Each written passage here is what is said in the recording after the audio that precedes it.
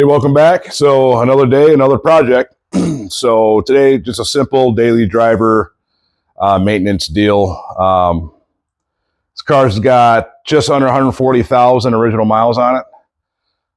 So as of like 2 weeks ago, all of a sudden, terrible clinging, clink, clink, clink, clink, clink. I got down and wiggled the driver's side rear sway bar link, and it's so loose. So that's definitely the issue. So let's get this up on the hoist, take a look at it. I'm going to rotate the 4 tires while I'm at it. And then I think I'm going to do a oil catch can update. I did a video on adding an oil catch can on this 2.4 liter Ecotech motor. Check that video out. Why? Kind of some known issues on this motor. But I've coming up to the next oil change, so about almost 3,500 miles since that install of that oil can. I haven't opened it yet to see how much that's catching. So we'll take a peek at that because I know this video is going to be really short. All right, let's get into it.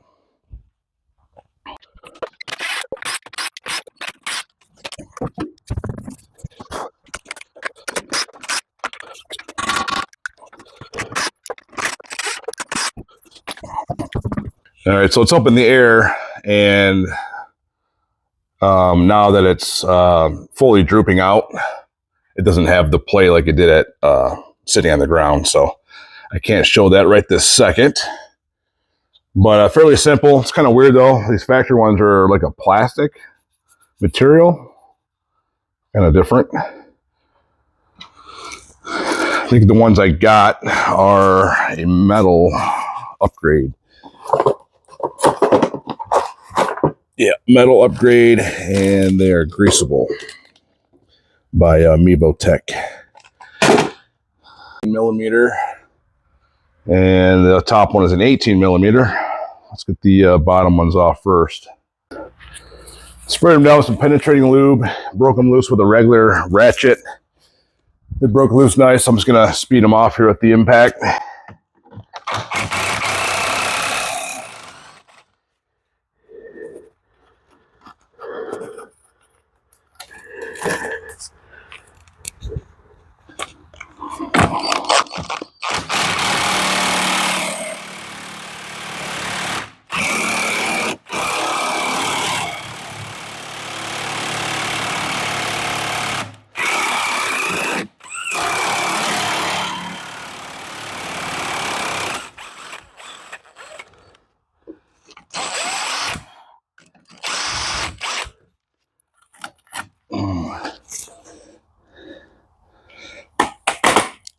That side was definitely bad, but they came loose. All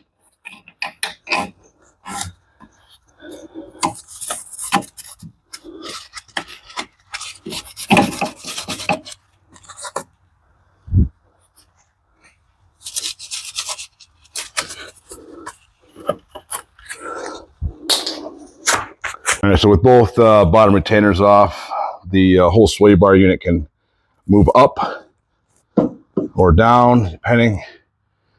So it's, like I said, 18 millimeter nut, but it's got a hex end to it to hold the whole unit from spinning. I know what size that is. All right, that was fun. Sometimes this OEM stuff is just really a pain. I can't stand when they use hardware where you have to hold it with a hex or a star bit to get the nut off in this case. So it was an 18 millimeter nut. It ended up being a size 40 Torx. I didn't have enough room to get up here with 2 wrenches. So I ended up using, I think, 4, 6, or 8 inch extensions to bring the ratchet way over here so I could hold the star bit and then hold the 18 millimeter nut wrench. I did put some heat on to make it a little easier, some penetrating lube, so hopefully the other side's a little bit easier. All right, the same technique worked just from the opposite end, so they're both off. So again, those are T40 and then an 18 millimeter nut, and then the bottoms were 13. Just some patient. I heated them up really good, the nuts, penetrated them. Once they broke loose, they came out pretty good. It's just an awkward situation. So I got the new one set up here. I already threaded in the grease zerks. In this case, they were 8mm.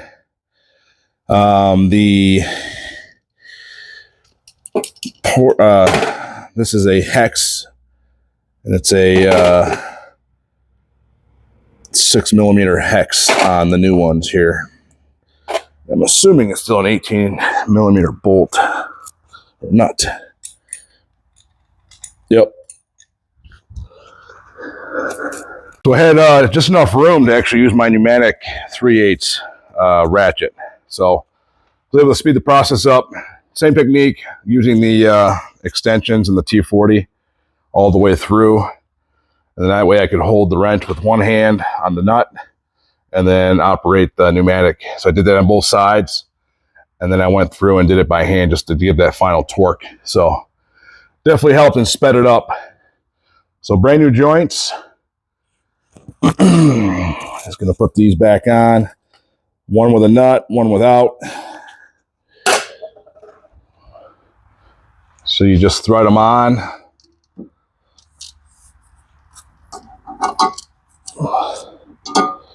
One on both sides, and then you got to kind of feed it. You got to line the holes up so the whole sway bar will come down together in the locating hole.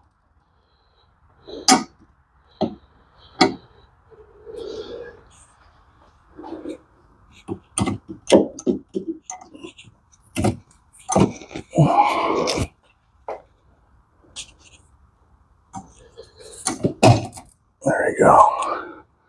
So that way they poke right through. So again, with the car up on the hoist, the suspension is like fully pressed down. So I'm using my jack hoist here to apply pressure up. And that's allowing me to set these bushings in more center to tighten them down. So just using a small adjustable wrench on the hexed shaft, you can hold the link center while you're tightening up the 13mm on the bottom. So it works out really good. And it's designed basically, the nut stops when it's all the way tight. There's like a flat spot. So just tighten it down all the way and you're good to go. Bushings are in there doing their job. Put some grease in there before you're done. All right, checking the catch can. So I do have to remove this stuff to be able to get down to unscrew it. Let me say I'm very shocked with how much is in here. That's insane. Wow. And it looks like mostly water condensation type stuff. Let's dump it out in the oil jug here.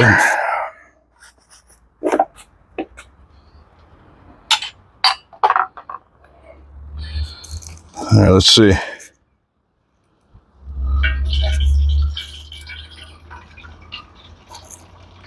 Yeah, I mean, that's water.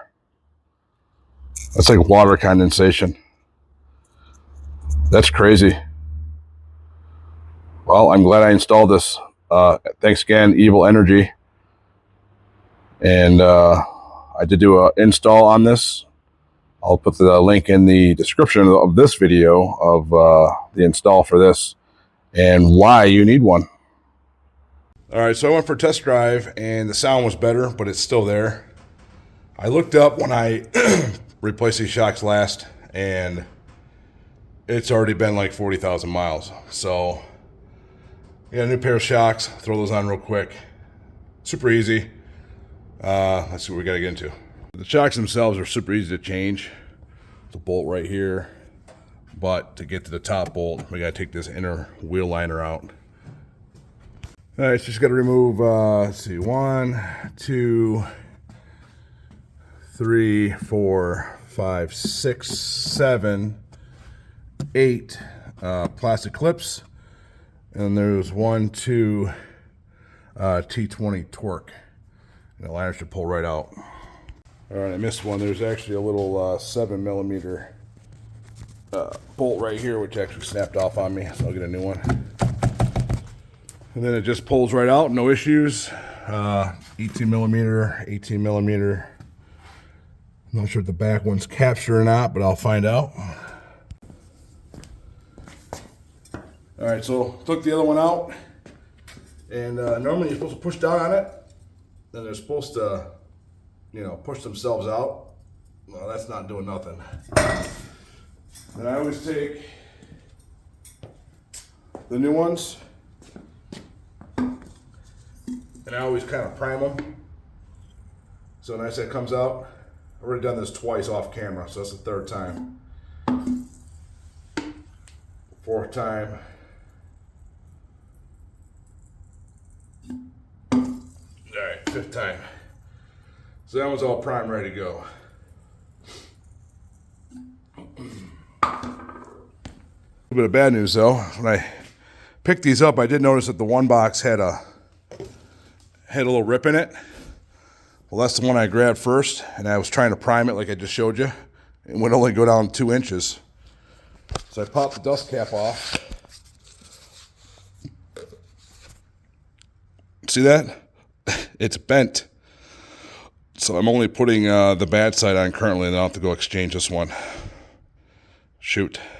All right, so I always take the hardware and I go and put on the wire wheel, and then I always put NICs on the areas of the thread and the shank, just to make it easier next time if it ever has to come out. NIC'd up, and then you basically just kind of compress the shock a little bit, and it feeds right up in here. Actually, I'll take this pressure back off too. I thought I needed a little bit of pressure to do this, but wasn't needed. All right, simple as that. Just 2 bolts, NIC'd up, they go right in. And then just put the wheel liner back in. Push pins, the 2 star bits, Torx bit, and the 1 7 millimeter, and it's all done. The other side's the exact same, so I'm not going to video that part. So just what you saw here is the same thing you do on the passenger side in this case. Or if you start on the passenger side, it'd be the same as the driver's side. So, all right, just wanted to cover that.